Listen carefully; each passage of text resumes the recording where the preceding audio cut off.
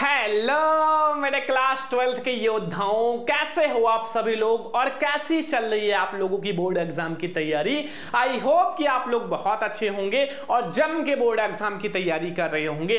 देखो आज हम लोग देखने वाले हैं बहुत इंपॉर्टेंट क्लास। देखो क्लास 12th जो हमारा हिंदी है, class 12th Hindi 2026 board exam के लिए मैं आप लोगों को 50 महत्वपूर्ण बहुविकल्पीय प्रश्न बताने वाला हूं। 50 बहुविकल्पीय प्रश्न बताऊंगा जो आपका 10 में 10 नंबर पक्का कर देगा। इससे बाहर आपके बोर्ड एग्जाम में एक भी क्वेश्चन नहीं आएगा। पेपर होगा फिर उसके बाद घर पे आके मिला लेना। इस वीडियो से बाहर एक भी क्वेश्चन आपके बोर्ड एग्जाम 2026 में नहीं आने वाला है। 10 नंबर आप बिल्कुल पक्के कर लो। 10 में 10 नंबर आपका बिल्कुल पक्का हो जाएगा ये वीडियो देखने के बाद। एक भी नंबर इससे बाहर आपके बोर्ड एग्जाम में नहीं आने वाला। 100% पेपर में यही प्रश्न आएंगे। 50 प्रश्न बताऊंगा, इस 50 प्रश्न से बाहर आपके बोर्ड एग्जाम में एक भी क्वेश्चन नहीं आएगा। ये याद रखना, बोर्ड एग्जाम के पेपर में यही सारा क्वेश्चन देखने को मिलेगा और हिंदी में 95% लाने की गारंटी है। कोई नहीं रोक सकता आपको 95% लाने का। आपका गद्य और काव्य दोनों का ऑब्जेक्टिव देखेंगे और 50 ऑब्जेक्टिव, बस 50 आप तैयार कर लो। ये पूरे बुक में से मैंने आप लोगों के लिए ऑब्जेक्टिव लाया है। पूरे बुक में से बस इतना ही आपको पढ़ना। इससे बाहर एक भी प्रश्न आपके बोर्ड एग्जाम 2026 में नहीं आएगा, ये मेरी गारंटी है। एक एक क्वेश्चन को नोट कर लेना, कॉपी पेन लेकर बैठना, अच्छे से नोट बना लेना। तो चलो हम लोग एक एक क्वेश्चंस को देखते हैं। तो पहला प्रश्न चलो हम लोग देखते हैं। तो मेरे प्यारे स्टूडेंट, हम लोग एक एक क्वेश्चन को बहुत ध्यान से देखेंगे। आप लोग कॉपी पेन लेकर बैठना और एक एक क्वेश्चन को नोट कर लेना, क्योंकि 2026 में जो आप लोगों का पेपर होने वाला है ना, यही क्वेश्चन आएगा सारा, ठीक है। और जो आपका ऑब्जेक्टिव हिंदी का है वो 10 में 10 नंबर आपका पक्का हो जाएगा। इससे बाहर आपके बोर्ड एग्जाम में एक भी क्वेश्चन नहीं आएगा, ये मेरी गारंटी है, ध्यान रखना, ठीक है। आपका जो ऑब्जेक्टिव आता है my dear student board exam में, वो क्या क्या आता है। एक तो आता है गद्य खंड से 5 नंबर का, 5 मार्क्स का आपका गद्य खंड से आएगा और 5 ही मार्क्स का आपका काव्य खंड से आएगा, जो कि मैंने इंपॉर्टेंट टॉपिक जब बता रहा था तो उसमें बताया था, ठीक है। तो हम लोग अब शुरुआत करेंगे सबसे पहले ऑब्जेक्टिव क्वेश्चन से। जितने भी आपके ऑब्जेक्टिव क्वेश्चन है ना, मैंने सारा ले लिया है पूरे बुक में से। तो बहुत ध्यान से देखना, हम लोग एक एक क्वेश्चन को देखते हैं। पहला क्वेश्चन देखो, पहला प्रश्न ये है हिंदी का, जो कि 12th का बहुविकल्पीय प्रश्न। और ये जो बहुविकल्पीय प्रश्न है ये आपका 10 में 10 नंबर पक्का करा देगा, ठीक है। देखो पहला क्वेश्चन लिखा हुआ है, अंधेर नगरी किस विधा की रचना है। मेरे प्यारे स्टूडेंट, अंधेर नगरी जो नाटक है वो किस विधा की रचना है। आप लोग जब बहुत छोटे रहे होंगे ना, तो एक कहानी पढ़ा होगा, अंधेर नगरी चौपट राजा। ये एक नाटक था, ठीक है, क्योंकि बच्चे अपने जो 26 जनवरी 15 अगस्त को भी ये नाटक करते थे। तो ये क्या था, एक नाटक था। ये उपन्यास नहीं है, ठीक है, ना तो ये कहानी है, ये एक नाटक है। ध्यान रखना, ये हमारा एक नाटक विधा की रचना है, ना तो यात्रा विधा है, ठीक है। जो हमारा अंधेर नगरी चौपट राजा है वो क्या है, एक नाटक है। बहुत इंपॉर्टेंट है माय डियर स्टूडेंट, हर साल बोर्ड में आता है ये क्वेश्चन, हर साल बोर्ड में। आप इससे पहले जो पेपर हुआ है उसको उठा के देख लो, ये बोर्ड एग्जाम में जरूर आया है, ठीक है, जरूर आया है। तो आप लोग जरूर से ये सारा क्वेश्चन तैयार कर लेना, क्योंकि हर साल बोर्ड एग्जाम में आता है, ठीक है, हर साल ये आप लोगों के बोर्ड एग्जाम में आता है। दूसरा क्वेश्चन देखो, दूसरा क्वेश्चन क्या कह रहा है, हिंदी की प्रथम कहानी किसे कहा जाता है। हिंदी की प्रथम कहानी किसे कहा जाता है। बहुत इंपॉर्टेंट क्वेश्चन है भैया ऑब्जेक्टिव का, 12th हिंदी का ये बहुत इंपॉर्टेंट क्वेश्चन है, हर साल बोर्ड में आता है। हिंदी का प्रथम कहानी किसे कहा जाता है, या हिंदी का प्रथम कहानी किसे माना जाता है। रानी केतकी की कहानी, या इंदुमती, या फिर दुलाई वाले, या फिर हमारा 11 वर्ष का समय। तो याद रखना, जो हिंदी का हमारा मतलब प्रथम कहानी माना जाता है वो इंदुमती माना जाता है। किसको माना जाता है, इंदुमती। ये खा वाला ऑप्शन सही है। तो पहले क्वेश्चन है, अंधेर नगरी किस विधा की रचना है, नाटक विधा की रचना है। और हिंदी प्रदीप का प्रथम कहानी किसे माना जाता है, इंदुमती। दोनों नोट कर लो, दोनों नोट कर लो। अगला क्वेश्चन मेरे प्यारे स्टूडेंट, अगला आ जाओ, अगला क्वेश्चन हम लोग समझते हैं। देखो, आनंद कादंबनी पत्रिका का संपादन करते थे। आनंद कादंबनी पत्रिका जो है उसका संपादन कौन करते थे। देखो वो मैं आपको क्वेश्चन बता रहा हूं जो हर साल बोर्ड एग्जाम में आता है, ठीक है, हर साल। मैं कहता हूं कि यहीं से आपका सारा प्रश्न आएगा। एक भी प्रश्न इससे बाहर बोर्ड में नहीं आएगा, ये हमारी गारंटी है। जितना बता रहे उतना पढ़ाई करो, ठीक है। देखो पहला ऑप्शन है प्रताप नारायण मिश्र जी हैं, या बद्री नारायण प्रेमघन जी हैं, या बालकृष्ण भट्ट हैं, या सरदार पूर्ण सिंह। बताओ जल्दी से कि हमारा आनंद कादंबनी पत्रिका के संपादक कौन थे। तो आप लोग याद रखना कि आनंद कादंबनी जो पत्रिका है इसके संपादक थे बद्री नारायण प्रेमघन जी। शॉर्ट में याद रखो प्रेमघन, ठीक है, प्रेमघन। जैसे हमारा आनंद कादंबनी पत्रिका के संपादक कौन थे, बद्री नारायण प्रेमघन। अगला क्वेश्चन, हिंदी प्रदीप के संपादक थे, हिंदी प्रदीप के संपादक कौन थे मेरे प्यारे रसगुल्लों, प्रताप नारायण मिश्र, या बालकृष्ण भट्ट, या फिर हमारा राधाचरण गोस्वामी, या बद्री नारायण प्रेमघन। बताओ हिंदी प्रदीप क्या है, ये हिंदी प्रदीप जो हमारी है रचना है, इसके संपादक कौन थे, बालकृष्ण भट्ट जी। कौन थे, बालकृष्ण भट्ट जी, ठीक है। ये हमारा 4 क्वेश्चन हो चुका है, नोट कर लो, ठीक है, 4 क्वेश्चन। 5वां क्वेश्चन आ जाओ। देखो बहुत इंपॉर्टेंट क्वेश्चन है ये, जितना भी मैं आप लोगों को पढ़ा रहा हूं ना, इससे बाहर आपके बोर्ड एग्जाम में एक भी प्रश्न नहीं आएगा। 5वां क्वेश्चन मेरे प्यारे स्टूडेंट कौन सा है, बहुत इंपॉर्टेंट है मेरे प्यारे स्टूडेंट, बहुत बहुत बहुत इंपॉर्टेंट है कि ब्राह्मण पत्रिका का संपादक थे। जो ब्राह्मण पत्रिका है, जो हमारा ये ब्राह्मण पत्रिका है, आप लोगों ने पढ़ा होगा क्लास 9th में। अगर पढ़ा हो तो अच्छी बात है, नहीं पढ़ा है तो अब पढ़ लो, अभी भी समय है, क्योंकि हमें 95% हर सब्जेक्ट में लाना है ना, 95%। और 95% मैं आप लोगों को दिलाऊंगा। जो क्लासेस दे रहे हैं वो ध्यान से देखो, एक एक क्वेश्चन को ध्यान से समझो, नोट करो, पढ़ाई करो, मेहनत करो, क्योंकि अपने सपनों को पूरा करना, अपने मम्मी पापा के सपनों को पूरा करना है, और भी बहुत सारे सपने हैं जो पूरा करना है, ठीक है। तो जो हमारा ब्राह्मण पत्रिका के संपादक कौन थे भैया, बालकृष्ण भट्ट जी, प्रताप नारायण मिश्र जी, या फिर हमारा बद्री नारायण प्रेमघन, या फिर प्रेमचंद्र। तो बताओ जो हमारा ब्राह्मण पत्रिका है उसके संपादक कौन थे, प्रताप नारायण मिश्र जी। कौन थे, प्रताप नारायण मिश्र जी, ठीक है। याद रखना कि जो ब्राह्मण पत्रिका है उसके संपादक थे प्रताप नारायण मिश्र जी, ठीक है। अगला क्वेश्चन 6 नंबर भैया, हर साल वाला क्वेश्चन है बोर्ड एग्जाम के लिए, हर साल वाला, और 2026 में लोग गारंटी है कि छपा है, छपेगा 2026 बोर्ड में ये छपेगा। कौन सा, हिंदी का पहली मौलिक उपन्यास माना जाता है, जो हिंदी का पहला मौलिक उपन्यास है वो किसे माना जाता है, बहुत बार आया हुआ है, परीक्षा गुरु, या गोदान, या फिर गुनाहों का देवता, या फिर हमारा चित्रलेखा। तो परीक्षा गुरु को माना जाता है, किसको माना जाता है, परीक्षा गुरु को। तो ये 5 और 6 क्वेश्चन जल्दी से नोट कर लो कि ब्राह्मण पत्रिका का संपादक किसने किया था, प्रताप नारायण मिश्र जी ने, और हिंदी का जो पहला मौलिक उपन्यास माना जाता है वो परीक्षा गुरु माना जाता है, ठीक है। अगला क्वेश्चन हम लोग आते हैं क्वेश्चन नंबर 7 पर। देखो क्वेश्चन नंबर 7 ध्यान से देखो, एक एक क्वेश्चन को देखो, क्योंकि ये बहुविकल्पीय प्रश्न जो 12th हिंदी का है ना, ये हर साल आता है। और मैं आपको बता दूं कि ये आपका 10 में 10 नंबर पक्का कर देगा। 1 नंबर आप बोर्ड एग्जाम में छोड़कर नहीं आओगे, क्योंकि पहले आपको ऑब्जेक्टिव ही हिंदी के पेपर में मिलेगा 12th में, ठीक है। और ये सब आपको कॉपी लेना है, लिखना है, याद करना है। नहीं याद हो रहा है, सुबह उठ के याद करो, फिर भी नहीं याद हो रहा है तो 2-3 बार याद करो, लेकिन याद करना पड़ेगा, ठीक है। कवि वचन सुधा के संपादक थे, कवि वचन सुधा के संपादक कौन थे, कवि वचन सुधा भैया, बालकृष्ण भट्ट, या फिर भारतेंद्र हरिश्चंद्र, या फिर हमारा गा वाला है प्रताप नारायण मिश्र, या बद्री नारायण प्रेमघन। जल्दी से बताओ कवि वचन सुधा के संस्थापक कौन थे, कवि वचन सुधा के संपादक कौन थे, बताओ जल्दी से मेरे प्यारे लाडलो। भारतेंद्र हरिश्चंद्र जी, भारतेंद्र हरिश्चंद्र। कवि वचन सुधा के संस्थापक कौन थे, संपादक कौन थे, भारतेंद्र हरिश्चंद्र। खा वाला ऑप्शन सही है। अगला क्वेश्चन बच्चों, सरस्वती पत्रिका का प्रथम संपादक कौन था, सरस्वती पत्रिका, ठीक है। सरस्वती पत्रिका बहुत वायरल है ये क्वेश्चन, सरस्वती पत्रिका का प्रथम संपादक कौन था। देखो आपको प्रथम बताना है, यहाँ एक बात याद रखना, संपादक नहीं बताना है। बहुत सारे संपादक थे, लेकिन प्रथम संपादक कौन था, जिन्होंने सबसे पहले इसका संपादन किया था, महावीर प्रसाद द्विवेदी, या श्याम सुंदर दास, या जयशंकर प्रसाद, या फिर हमारा हरदेव बाहरी। तो मेरे प्यारे रसगुल्लों कौन था, वो था हमारा ये श्याम सुंदर दास जी।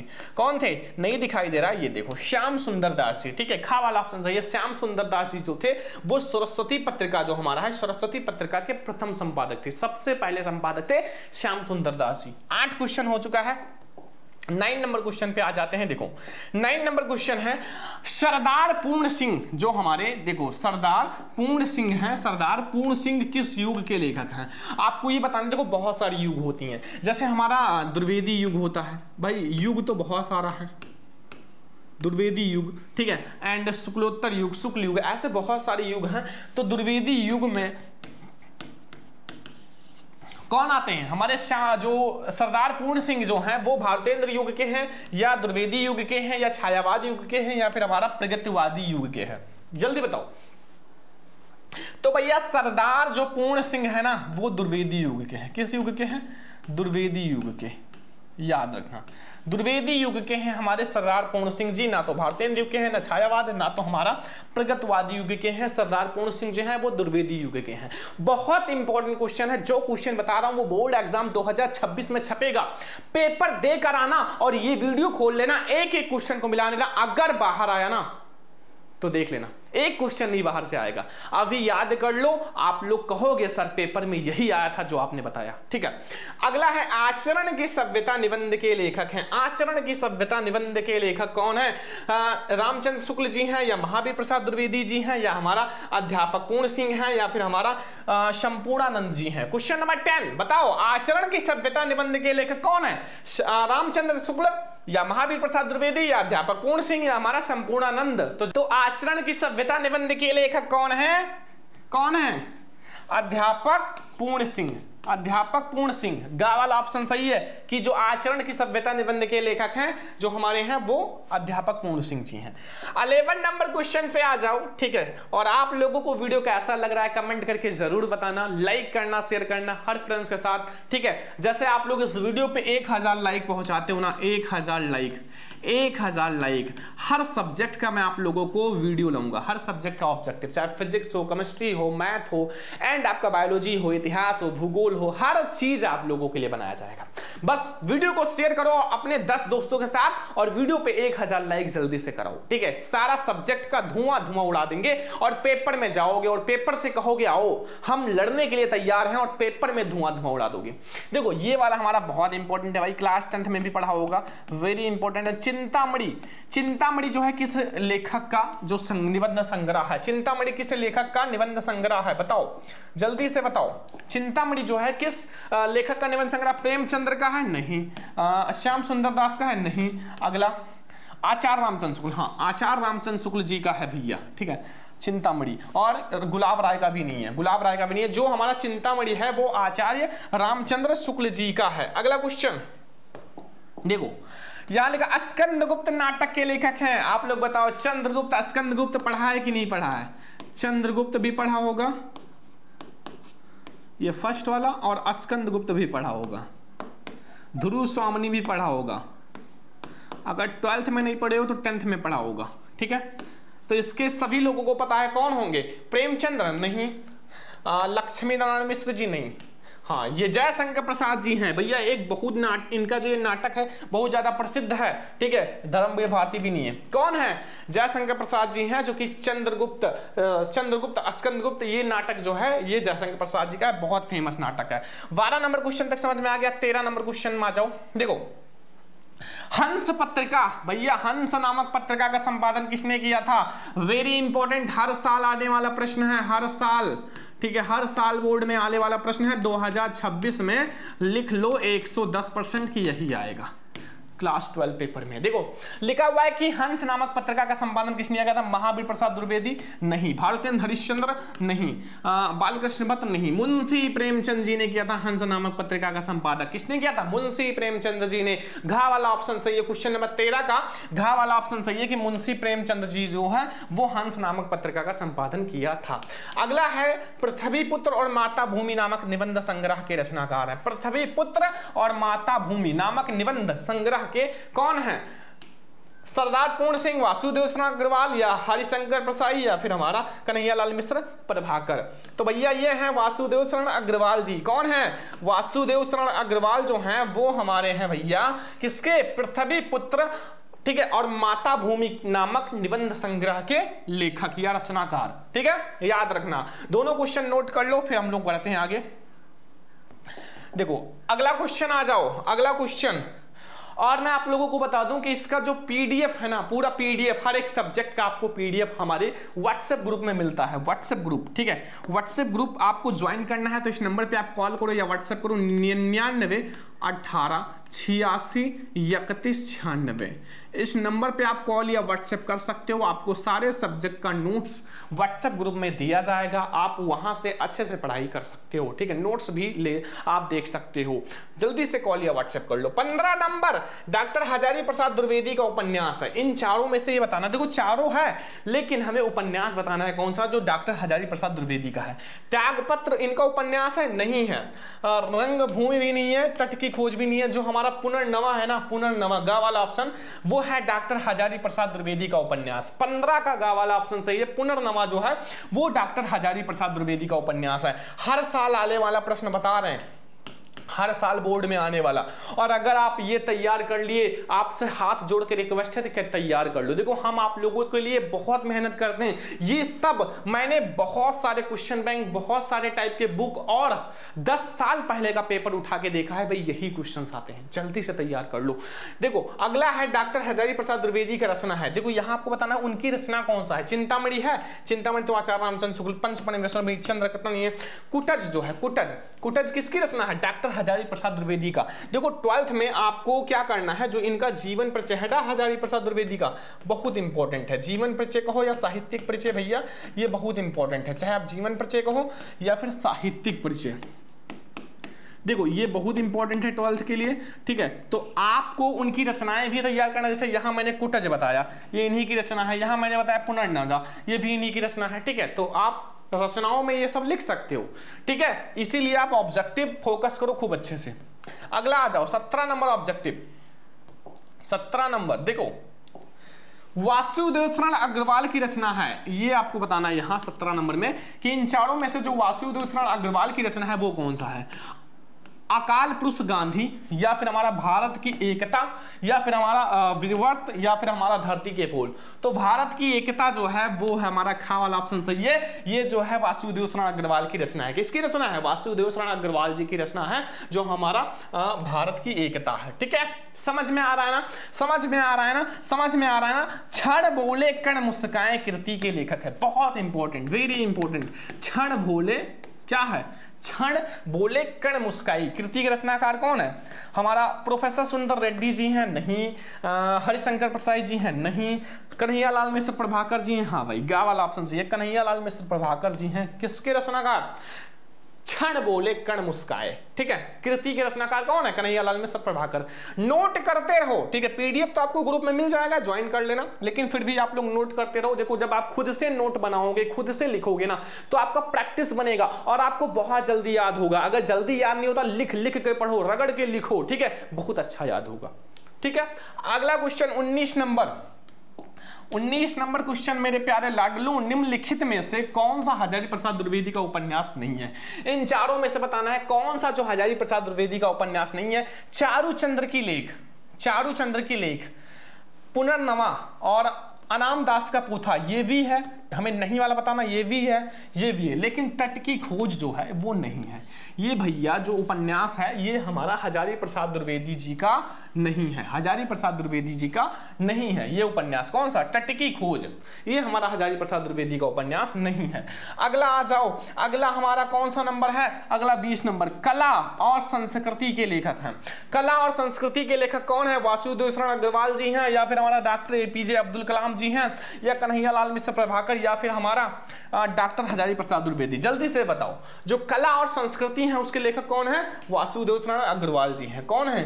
वासुदेव शरण अग्रवाल जी जो हैं वो कला और संस्कृति के लेखक हैं। का वाला ऑप्शन सही है। 20 में 20 ऑब्जेक्टिव समझ में आ गया ना। अगर बोर्ड एग्जाम में आए तो एक भी क्वेश्चन छोड़ोगे नहीं ना, छोड़ना नहीं है, क्योंकि जब तक तोड़ेंगे नहीं तब तक छोड़ेंगे नहीं। हम लोगों को 95 लाना है ना, तो अच्छे से मेहनत करना पड़ेगा। ये 20 ऑब्जेक्टिव नोट कर लो, और नोट कर लो, फिर हम लोग आगे बढ़ते हैं 21 नंबर पे। 21 नंबर ऑब्जेक्टिव मेरे प्यारे स्टूडेंट, 21 नंबर देखो इसमें क्या कह रहा है? हरिशंकर प्रसाई की रचना है। इन चारों में से भैया हरिशंकर प्रसाई की रचना कौन सी है? कल्पवृक्ष है।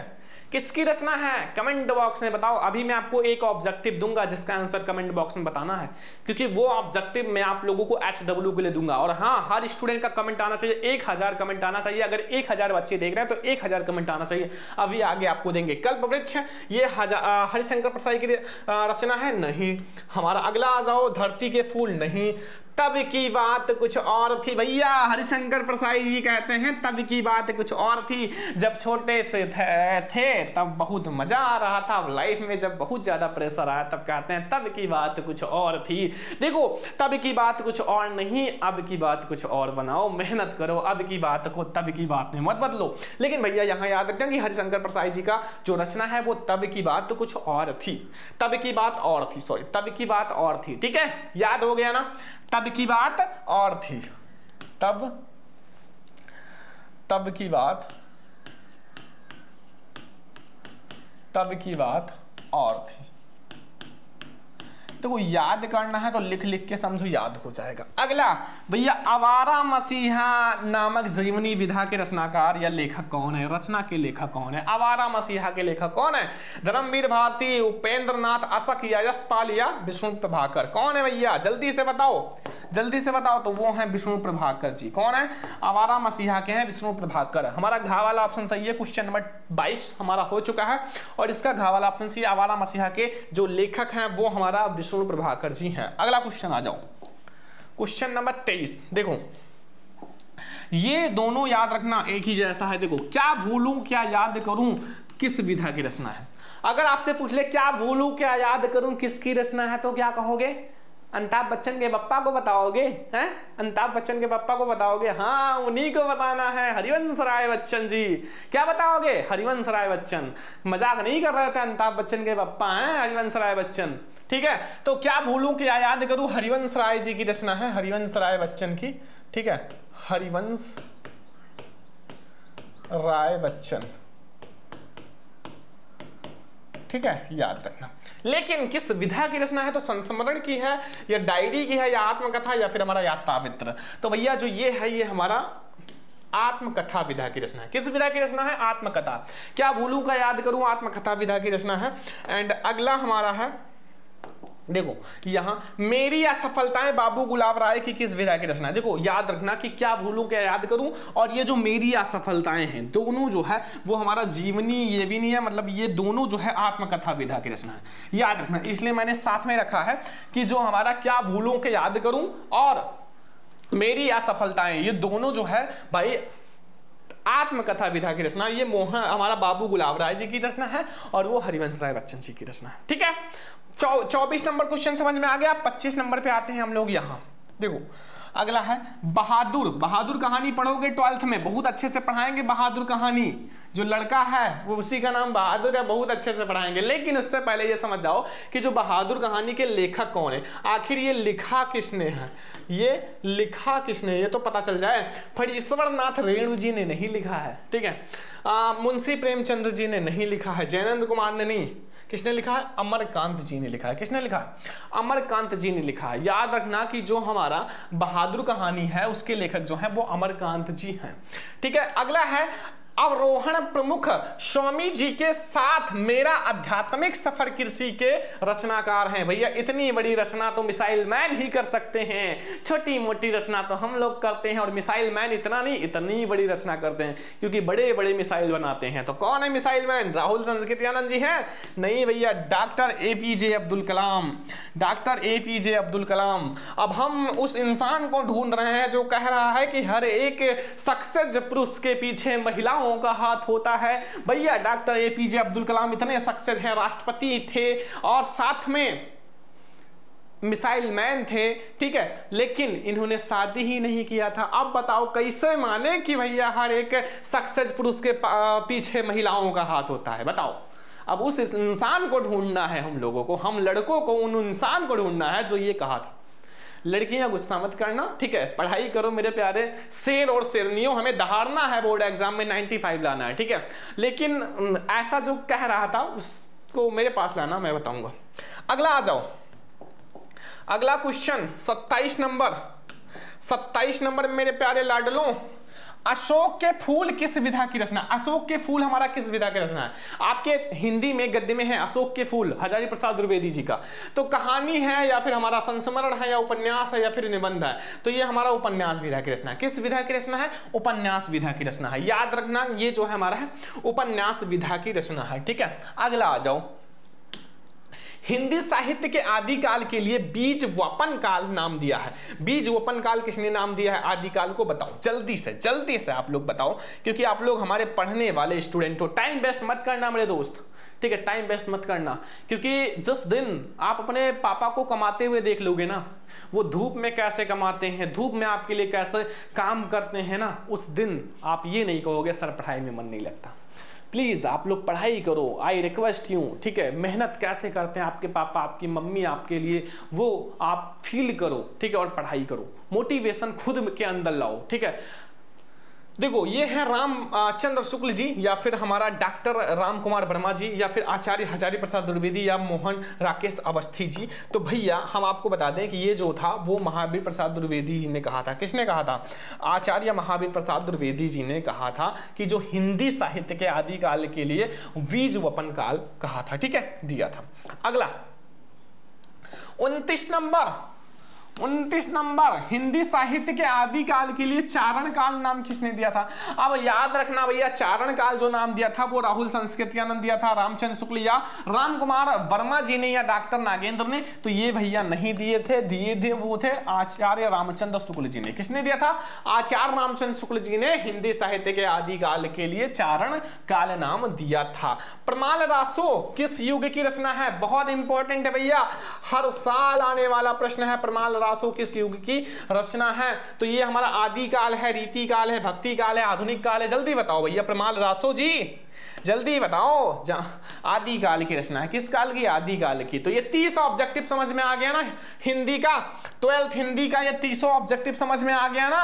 अब बोर्ड एग्जाम में 10 में 10 पक्का करोगे ना। अभी और भी ऑब्जेक्टिव है, ये नोट कर लो, फिर हम लोग आगे वाला देखते हैं। 31 नंबर जो कि आप लोगों का है भैया 31 नंबर HW, जो कि मैंने पहले से ही प्लान बना रखा था कि अपने बच्चों को इतना सरल HW देंगे ना कि आप लोग पहले से पता होगा, ठीक है। नहीं पता है तो पता होना चाहिए भैया, ये इंपॉर्टेंट तो है, वेरी इंपॉर्टेंट है। लेकिन नई कविता युग की रचना है, नई कविता युग की रचना है यामा, खुशबू के शिला लेख या फिर हमारा प्रलय सृजन या फिर प्रुरबा। देखो ये है आप लोगों का HW। और हमारे प्यारे लाडलों, हमारे प्यारे स्टूडेंट, ये HW भैया कमेंट बॉक्स में आंसर आना चाहिए और सभी का सही आंसर आना चाहिए। बुक में देख के, गाइड में देख के बताना, लेकिन सही आंसर बताना, ठीक है। देखो बहुत इंपॉर्टेंट है और आप लोग जरूर से बताना, क्योंकि एक क्वेश्चन और हर स्टूडेंट को कमेंट आना चाहिए। हर स्टूडेंट इस वीडियो पे 1000 कमेंट करो, सभी स्टूडेंट कमेंट करो, ठीक है, ताकि इसका आंसर हर स्टूडेंट को मुझे लगे कि पता है, ठीक है। अगला आ जाओ, अष्टछाप के कवियों का संबंध भक्ति काल की किस शाखा से? भैया सूरदास जी क्या थे? अष्टछाप थे ना, अष्टछाप कवि थे। अब उसका किससे था? ज्ञानाश्रयी शाखा या प्रेमाश्रयी शाखा या फिर भक्ति कृष्ण भक्ति शाखा या भक्ति जो है राम भक्ति शाखा? तो मैं आपको बता दूं उनका जो था कृष्ण भक्ति शाखा, क्योंकि सूरदास जी ने कृष्ण के बारे में लिखा, चरण कमल बंदो हरिराई, ठीक है, आप लोगों ने 10th में पढ़ा होगा। तो ये हमारा है अष्टछाप कवियों का जो संबंध है वो कृष्ण भक्ति शाखा से था। किससे था? कृष्ण भक्ति शाखा। अगला आ जाओ, हम लोग आते हैं भैया 33 नंबर क्वेश्चन पे। देखो 33 नंबर क्वेश्चन आपसे क्या पूछ रहा है, देखो क्या पूछ रहा है। देखो लिखा हुआ है, हिंदी साहित्य के किस काल को पूर्व मध्य काल कहा जाता है? किस काल को पूर्व मध्य काल कहा जाता है? आदि काल को, भक्ति काल को, रीति काल को या फिर हमारा आधुनिक काल को? तो भैया जो हमारा हिंदी साहित्य के किस काल को पूर्व मध्यकाल कहा जाता है? भक्ति काल को। किसको कहा जाता है? भक्ति काल को पूर्व मध्यकाल कहा जाता है। क्या कहा जाता है इसको? पूर्व मध्यकाल, पूर्व मध्यकाल, ठीक है। अगला आ जाओ मेरे प्यारे लाडलों, अगला क्वेश्चन, रीति काल को श्रृंगार काल का नाम किसने दिया? रीति काल को श्रृंगार काल का नाम किसने दिया था? आचार्य राम ग्रह युगल या फिर हमारा आचार्य हजारी प्रसाद द्विवेदी, आचार्य विश्वनाथ प्रसाद मिश्र, यही है भाई, आचार्य विश्वनाथ प्रसाद मिश्र जी ने कहा था। आचार्य नंद दुलारे वाजपेयी ने भी नहीं कहा था। याद रखना कि रीति काल को श्रृंगार काल किसने कहा था? आचार्य विश्वनाथ प्रसाद मिश्र जी ने, ठीक है। 35 नंबर ऑब्जेक्टिव 35 नंबर, ध्यान से देखो मेरे प्यारे रसगुल्लों, बहुत इंपॉर्टेंट है ये क्लास, बहुत इंपॉर्टेंट है। रीतिबद्ध काव्य धारा के कवि नहीं है, रीतिबद्ध काव्य धारा के कवि कौन से नहीं है? तो वो हमारा जसवंत सिंह या याकूब खां या फिर हमारा दलपति राय वंशीधर घनानंद। घनानंद जो है वो हमारा रीतिबद्ध काव्य धारा के कवि नहीं है। घनानंद जी याद रखना, जो घनानंद है ये नहीं है। घा वाला ऑप्शन हमारा सही है। अगला मैथिली शरण गुप्त जी की रचना है, इन चारों में से मैथिली शरण गुप्त जी की रचना कौन सा है? भारत भारती या चित्रधर? चित्रधर तो नहीं है, स्वर्गधूल भी नहीं है, अनामिका भी नहीं है। भारत भारती जो है वो हमारा मैथिली शरण गुप्त जी की रचना है, मैथिली शरण गुप्त जी की। ठीक है, 37 नंबर, 37 नंबर क्वेश्चन आपसे पूछ रहा है कि परिजात किस युग के गीतों का संकलन है? बताओ। सुमित्रानंद पंत का है, अयोध्या सिंह उपाध्याय, हरिओद का, महादेवी वर्मा या फिर मैथिली शरण गुप्त? तो भैया अयोध्या सिंह उपाध्याय हरिओद जी का है।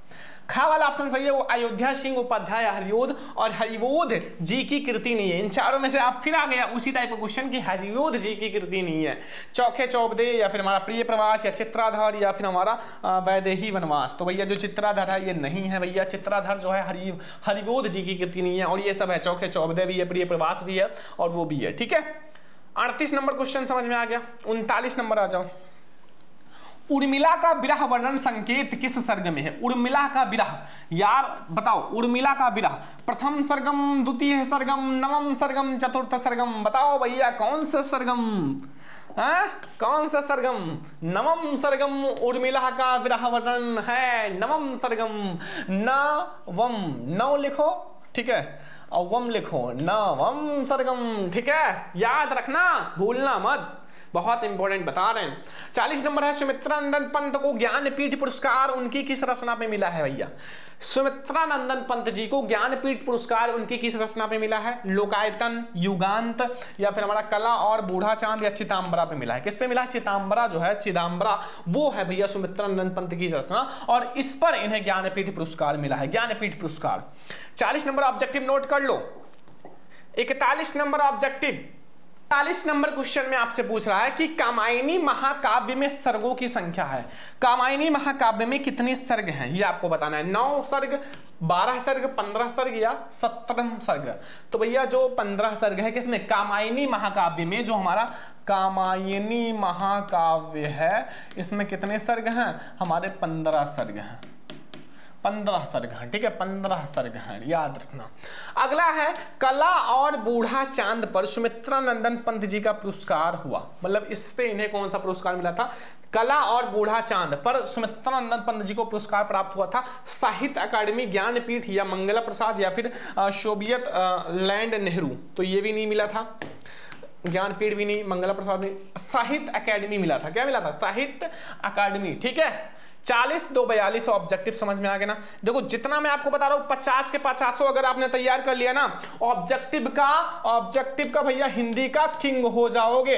कोई भी टेस्ट हो, कोई भी बोर्ड एग्जाम में आप 95 लाओगे, ये 10 में 10 तो पक्का हो ही जाएगा। और कहीं भी टेस्ट होगा ऑब्जेक्टिव में, यही आपके बोर्ड में आएगा भी, टेस्ट में भी आएगा, कहीं भी कुछ भी देख लो यही आएगा। निम्नलिखित में से कौन सा कवि छायावाद युग का नहीं है? इन चारों में से बताना है कौन सा युग जो कवि है वो छायावाद युग का नहीं है। बताओ छायावाद युग का कौन सा कवि है जो नहीं है? सूर्यकांत त्रिपाठी निराला जी हैं, हमें नहीं बताना है। जयशंकर प्रसाद जी तो प्रावर्तक माने जाते हैं भैया, छायावाद युग का प्रावर्तक माने जाते हैं, लेकिन अज्ञेय नहीं है, अज्ञेय नहीं है भैया। छायावाद युग का जो अज्ञेय जी हैं वो नहीं है। अब एक मैं आपको इंपॉर्टेंट क्वेश्चन बता रहा हूं जो हिंदी 12th हिंदी में बहुत बड़ा है। सबसे पहले जो ये तार सप्तक है, जो तार सप्तक है ये आपको याद रखना है। प्रथम तार सप्तक, द्वितीय तार सप्तक, तृतीय तार सप्तक, ये तीनों बहुत बार आया हुआ है। जैसे ये हमारा प्रथम, जैसे अज्ञेय जी ने तार सप्तक का प्रकाशन कब किया? अब जो तार सप्तक का प्रकाशन किया था वही प्रथम है। तो अज्ञेय जी ने तार सप्तक का प्रकाशन कब किया था? 1947 में या 1943 में या फिर 1950 में या फिर हमारा 1931 में? जल्दी से बताओ। अज्ञेय जी ने तार सप्तक का प्रकाशन कब किया था? 1943 में, याद रखना। अब 1943 में तार सप्तक का प्रकाशन हुआ था ना। अब आपसे अगला क्वेश्चन पूछेगा, देखो बहुत ध्यान से देखना, अगला क्वेश्चन थोड़ा सा आपसे बदल के पूछेगा, थोड़ा सा ध्यान देना। इसमें पूछ रहा है कि भैया दूसरा तार सप्तक कब प्रकाशित हुआ। अब 1943 में जो हमारा तार सप्तक ही प्रकाशित हुआ था, तो इसके बाद ही प्रकाशित हुआ होगा। तो 1943 में नहीं हुआ था, 1951 में हुआ था। कब हुआ था? 1951 में। 59 में भी नहीं होता और 76 में भी नहीं होता। 1951 में हमारा दूसरा तार सप्तक प्रकाशित हुआ था। ठीक है, अगला आ जाओ 46 नंबर। परशुराम की परीक्षा काव्य कृति है। परशुराम की परीक्षा काव्य कृति घनानंद माधव मुक्तिबोध की, रामधारी सिंह दिनकर की, गिरजा कुमार माथुर की, या फिर हमारा धर्मवीर भारती की। तो रामधारी सिंह दिनकर जी की है। किसकी है? रामधारी सिंह दिनकर जी की। 46 ऑब्जेक्टिव, 46 में 46 समझ में आ गया ना। देखो हर एक आपको समझना है, क्योंकि जब तक समझोगे नहीं तब तक आप कुछ कर नहीं पाओगे। तो ये हम लोग आते हैं 47 नंबर पे। कितनी नावों में कितनी बार, देखो नाव क्या होता है? नाव भैया जो नदी होता है ना, नदी में तैरता है नाव। अब नाव क्या है? यात्रा कर रहा है ना, यात्रा। और यात्रा साहित्य के सबसे मतलब जो प्रमुख हैं वो हैं कौन? अज्ञेय जी। अब इनका पूरा नाम याद करना उतना ही हार्ड है जितना था शक्तिमान का नाम याद करना हार्ड था। ठीक है, वैसे इनका भी नाम है, उनका भी कुछ बड़ा नाम था, छोटे थे तब याद था, अब नहीं याद है। इनका नाम है सच्चिदानंद हीरानंद वत्सन अज्ञेय। अज्ञेय जी हैं भैया। वो हरिवंश राय बच्चन नहीं है, गिरजा कुमार नहीं है, सुमित्रा नंदन पंत भी नहीं है। अगला क्वेश्चन देखो, अज्ञेय जी भैया बहुत इंपॉर्टेंट है, याद रखना। हरी घास पर क्षण भर कृति निम्नलिखित में से किसकी रचना है? अज्ञेय जी की। नागार्जुन की भी नहीं है, अज्ञेय जी की है। मैंने कहा ना अज्ञेय जो है बहुत इंपॉर्टेंट है। 2 क्वेश्चन तो अज्ञेय जी से रिलेटेड आएगा, चाहे प्रथम तार सप्तक, द्वितीय तार सप्तक आए या फिर यही सब क्वेश्चन आए। अगला है निम्नलिखित में से प्रयोगवादी काव्यधारा के कवि कौन है? केदारनाथ अग्रवाल, या फिर हमारा त्रिलोचन, या नागार्जुन, या फिर हमारा शमशेर सिंह। तो भैया केदारनाथ अग्रवाल जी हैं। का वाला ऑप्शन सही है 49 का। लास्ट यानी कि 50 नंबर ऑब्जेक्टिव। 50 नंबर ऑब्जेक्टिव मेरे प्यारे स्टूडेंट, 50 नंबर। देखो इसमें क्या पूछ रहा है? जो हमारा उपमान मैले होगे किसकी काव्य पंक्ति है? त्रिलोचन शास्त्री की, नागार्जुन की, या मुक्तिबोध की, या अज्ञेय की? तो ये भी अज्ञेय की है। तो ये हम लोगों ने भैया देख लिया 50 में 50 ऑब्जेक्टिव। और अगर आपने ये तैयार कर लिया ना, तो ये जो आप बहुविकल्पीय देख रहे हो 10 नंबर का, ये बिल्कुल पक्का हो जाएगा। आपके बोर्ड एग्जाम में ये 100% आएगा, इससे बाहर एक भी प्रश्न नहीं आएगा। ठीक है, और आप लोगों को हर सब्जेक्ट का पीडीएफ और ये जो मैंने बताया इसका पीडीएफ चाहिए तो भैया आप कॉल या व्हाट्सएप कर लो इस नंबर पे 99 18 86 31 96। और हाँ, 1000 लाइक होने के बाद, 1000 लाइक होने के बाद मैं आप लोगों को ये जो पीडीएफ है ना, वो मैं आप लोगों को व्हाट्सएप पे फ्री में दे दूंगा। इसी नंबर पे आप हमें मैसेज करना। ये जो पीडीएफ है, साथ में आपको हिंदी, इंग्लिश और सबकी फिजिक्स, केमिस्ट्री, बायोलॉजी सबका ऑब्जेक्टिव की वीडियो आएगी 1000 लाइक के बाद। तो आज का ये वीडियो कैसा लगा कमेंट करके जरूर बताना, और वीडियो को ज्यादा से ज्यादा लाइक करना, शेयर करना, चैनल पे ना सब्सक्राइब भी करना। और आप लोग क्लास कैसा लगा कमेंट करके जरूर बताना, हार्ट जरूर कमेंट कर देना। चलो हम लोग मिलते हैं नेक्स्ट इंपॉर्टेंट वीडियो में, तब तक के लिए जय हिंद, वंदे मातरम।